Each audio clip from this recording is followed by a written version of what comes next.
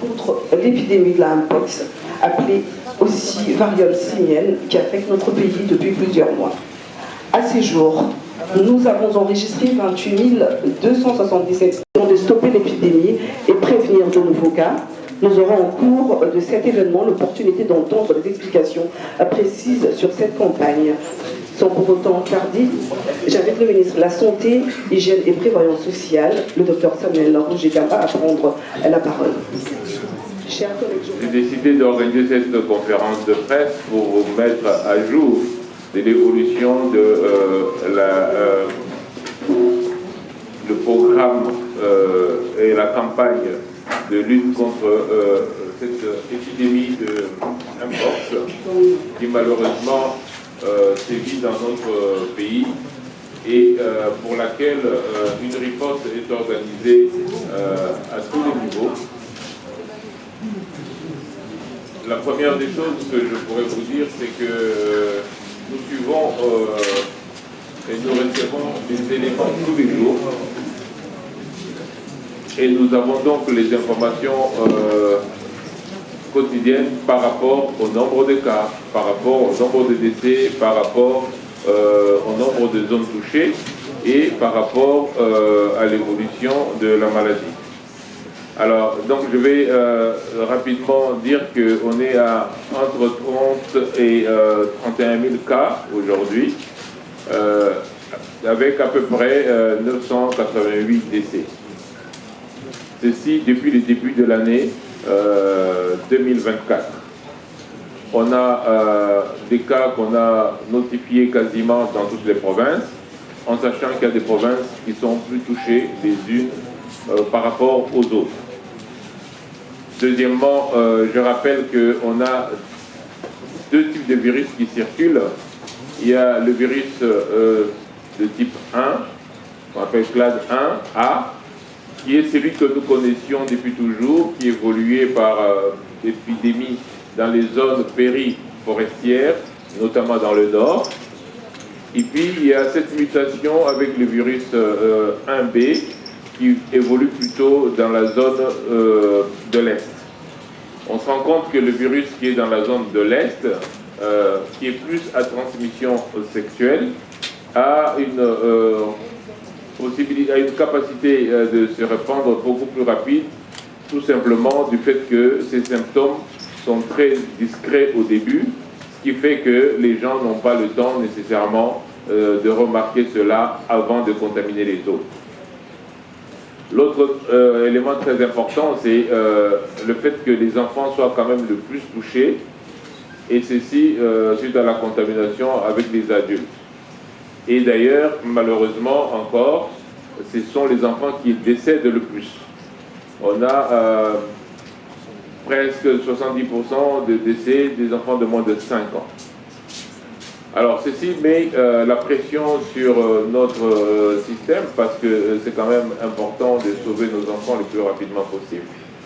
Ce qui fait qu'au-delà des gestes barrières que nous connaissons, c'est-à-dire qu'il faut se laver les mains très régulièrement, c'est-à-dire qu'il faut se désinfecter quand on peut utiliser des produits hydroalcooliques, c'est-à-dire qu'il faut éviter de contacts très très serrés avec les personnes malades.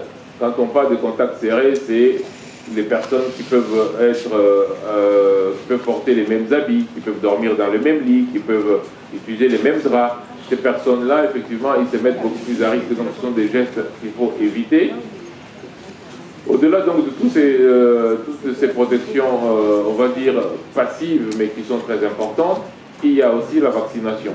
Et donc aujourd'hui, la campagne, cette conférence de presse, c'est pour faire suite à la réception des vaccins que vous aviez tous suivis et pour lesquels nous avions annoncé qu'on allait maintenant utiliser cette protection active, c'est-à-dire cette vaccination pour essayer de limiter la propagation du virus. Je vous rappelle donc les chiffres, nous avons reçu 265 000 doses de vaccins de Bavaria Nordic et ces vaccins-là sont pour l'instant les seuls que nous avons reçus. Nous les avons reçus de l'Union européenne pour à peu près un peu plus de 200 000 doses. Nous les avons reçus aussi des États-Unis avec Gavi pour à peu près 65 000 doses. Et donc ce sont les doses que nous avons. Les besoins sont beaucoup plus importants. Vous pouvez imaginer que dans un pays de 100 millions d'habitants, ce n'est pas avec 265 000 doses qu'on résout le problème. Mais c'est déjà assez pour commencer dans les zones les plus touchées à protéger la population. Nous attendons que le deuxième lot de vaccins Bavaria Nordique, qui nous a été annoncé par la France de 100 000 doses, arrive. Mais nous attendons plus encore les 3 millions de doses que le Japon a promis et pour lesquelles effectivement nous avons déjà fini toute la procédure et c'est seulement la partie logistique maintenant pour que le vaccin soit livré. Alors, quand nous avons reçu les vaccins, immédiatement nous avons mis en place la préparation au plus près de l'exécution, ce qu'on appelle donc la micro-planification, jusqu'à ce que la personne soit vaccinée. Cette micro-planification est maintenant terminée et c'est pour cela que nous lançons à partir de demain, le 5 octobre, la campagne de vaccination. Bien sûr, nous allons lancer en tenant compte de doses dont nous disposons et en tenant compte de la stratégie que nous avons prise, c'est-à-dire de toucher d'abord les zones les plus impactées par les virus. Voilà pourquoi est-ce que cette campagne va commencer à l'Est. Nos équipes sont déjà sur place, d'autres vont encore se déplacer aujourd'hui et demain. Et donc c'est demain que la campagne de vaccination commence. Elle va être lancée à partir de Goma parce que les vaccins sont gardés, comme vous le savez, dans des frigos à moins 20 degrés et ensuite ils sont amenés au lieu d'utilisation où on sait que dès qu'on ouvre nos frigos, eh ben, il faudra qu'ils tournent autour de moins 2 degrés et ça donc on va le faire. Ce qui fait que de Goma, demain quand on lance, on amène immédiatement les doses dans le Sud Kivu parce que le Sud Kivu est la province la plus touchée et donc on va essayer de vacciner d'abord effectivement les adultes parce que le vaccin que nous avons reçu est déjà homologué pour les adultes. Et bien sûr, il y a des recherches qui nous font penser qu'on peut l'utiliser aussi chez les enfants de moins de 17 ans, mais pour l'instant, étant donné le nombre de doses que nous avons, nous allons commencer par les adultes. Alors ce ne sera pas une vaccination de masse, parce que justement, on n'a que 265 000 doses, quand bien même on aurait les 3 millions de doses des Japonais, ça ne sera toujours pas une vaccination de masse, et c'est pour ça que la stratégie, c'est de vacciner les personnes les plus à risque. Et ces personnes-là, c'est plusieurs catégories. La première catégorie, ce sont les contacts directs, comme je l'ai dit, les gens qui vivent vraiment avec les malades. Ces personnes-là, il faut les protéger. La deuxième catégorie, effectivement, ce sont les personnes qui sont en contact avec le malade, mais pour des raisons professionnelles, parce qu'il faut protéger aussi nos prestataires de soins pour qu'ils n'attrapent pas la maladie. Et puis, nous allons aussi protéger les personnes qui ont des problèmes de santé qui peuvent les exposer davantage à la maladie. Et enfin, nous allons faire des vaccins de campagne autour des ensembles, par exemple autour des villages qui sont impactés sérieusement. Voilà à peu près ce que je peux vous donner comme information. La date précise. Quels sont les défis auxquels vous faites face ou vous allez faire face pendant cette période de campagne et c'est quoi le nombre exact de gens qui seront vaccinés? Merci. Rapidement. Plus par voie sexuelle. Donc ce sont les adultes qui se contaminent et qui contaminent les enfants. Donc l'idée, ce n'est pas de vacciner l'enfant qui est déjà contaminé. L'idée, c'est de protéger l'enfant qui n'est pas encore contaminé. Donc quand on vaccine l'adulte, on protège l'enfant de la contamination. Ce n'est pas qu'on donne priorité aux adultes. C'est d'abord que, premièrement, le vaccin qu'on a est homologué chez l'adulte. Mais surtout, la stratégie, c'est d'éviter que le virus continue à circuler.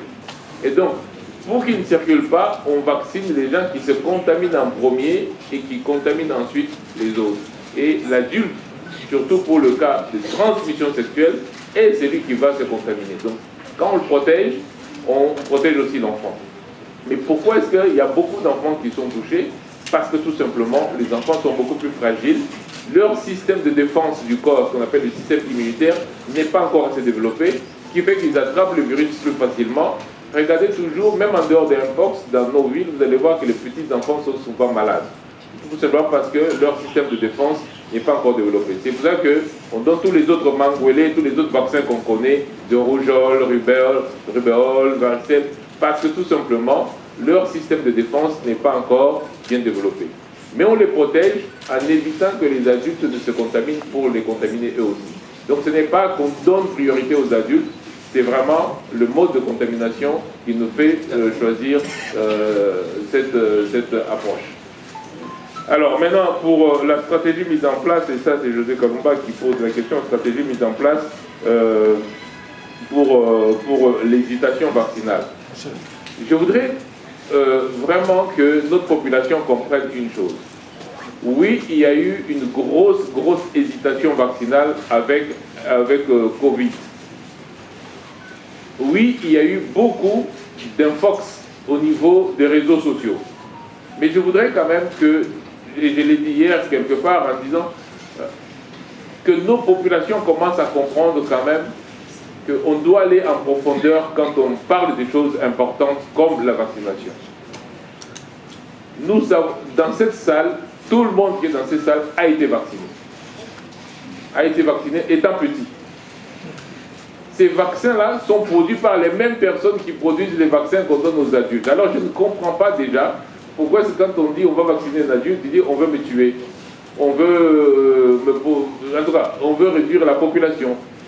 La vaccination, c'est le meilleur moyen que nous avons, nous, médecins, trouvé depuis plus de 200 ans pour éviter les maladies infectieuses.